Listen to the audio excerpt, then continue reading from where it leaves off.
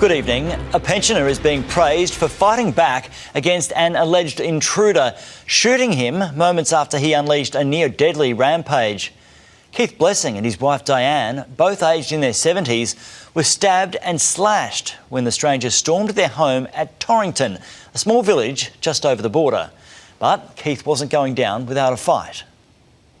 A tree change a few years ago to enjoy retirement, but just after midnight, Keith and Diane Blessing's peaceful life was violated when a stranger broke into their Torrington home armed with knives. The Blessings are a lovely couple, very peaceful, absolutely horrified.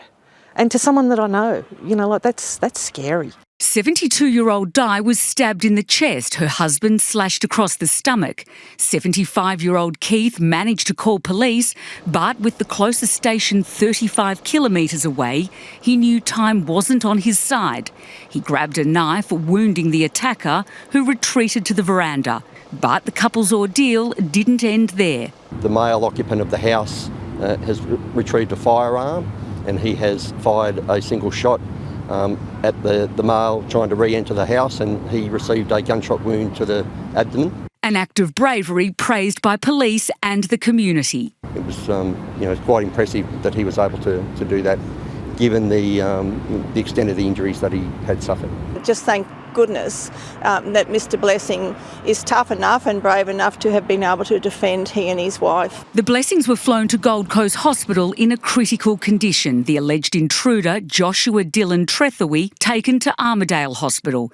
The 34-year-old now charged with intent to murder. Police say Joshua Trethewey went to the Blessings' property to speak to them about his mother, who died yesterday morning. But police say the couple has no links to his mum and are now investigating if they were wrongly targeted.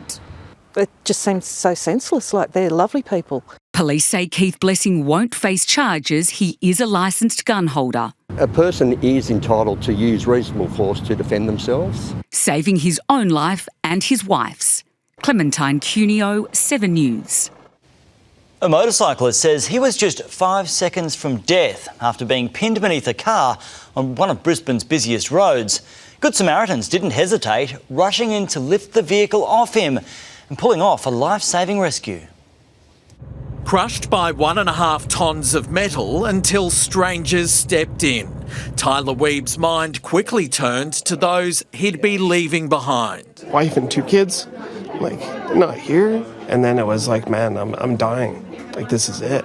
After a car veered onto the wrong side of Gympie Road and collided with another vehicle, which was then shunted into the 46-year-old's motorcycle. There's probably 5 seconds left that I had before, I think I was dead. That was very scary. Tyler wasn't counting on these Good Samaritans from a nearby car yard. All on 3, just lifted it up, lifted it over, got him from under the car. Keeping him calm and still until emergency services arrived. Just got to do what you got to do and help the fellow man out. But we'd do it all in a heartbeat again. Tyler broke multiple ribs and his collarbone, fractured his sternum and vertebrae and suffered a collapsed lung.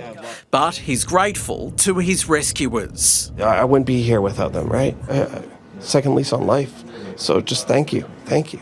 As he begins his long road to recovery, Tyler, who hails from Canada, says those who rushed in to help him embodied the Australian spirit at its very best. I've been proud to be here from the moment we landed. This just further cements it. Encouraging others to carry out acts of kindness in their own lives. Michael Hammond, 7 News. It's been revealed the Queensland Police Service is facing a $400 million budget black hole after years of financial mismanagement. Taxpayer money meant for the front line was spent elsewhere. Now the corruption watchdog has been asked to investigate.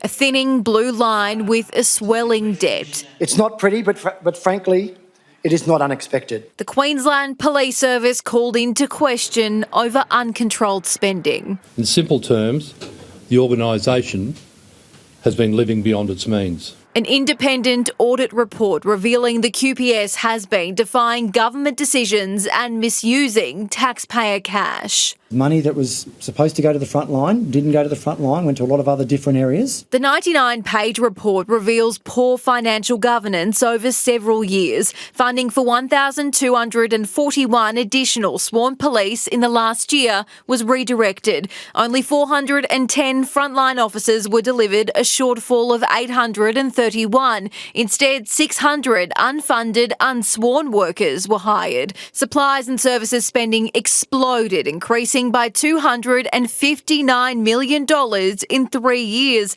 Employee expenses account for almost 80% of total operating costs.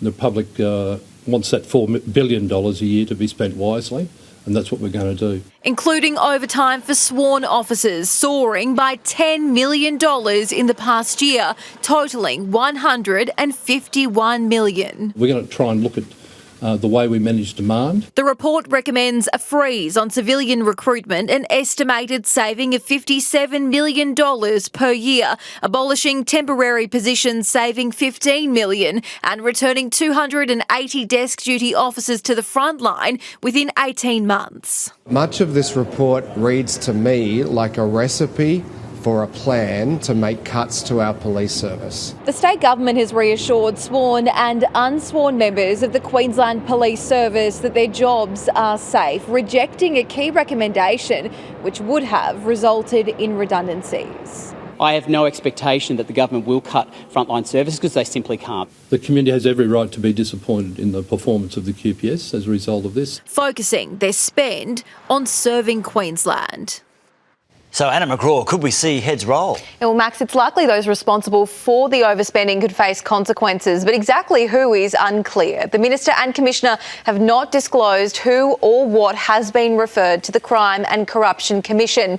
It could fall back on the former Labor government, who commissioned a similar report in 2022, which has never been released. The service faces enormous pressure with ageing buildings, equipment and workforce. Only 3 months ago, a multi-million-dollar rollout of the Taser 10s was halted over major safety concerns, all while still trying to recruit more than 1,100 new officers each year to keep up with both growth and attrition. And yet, Max, it's still paying $500,000 to lease a building at Stones Corner, which no one's allowed to use. OK, thanks, Anna.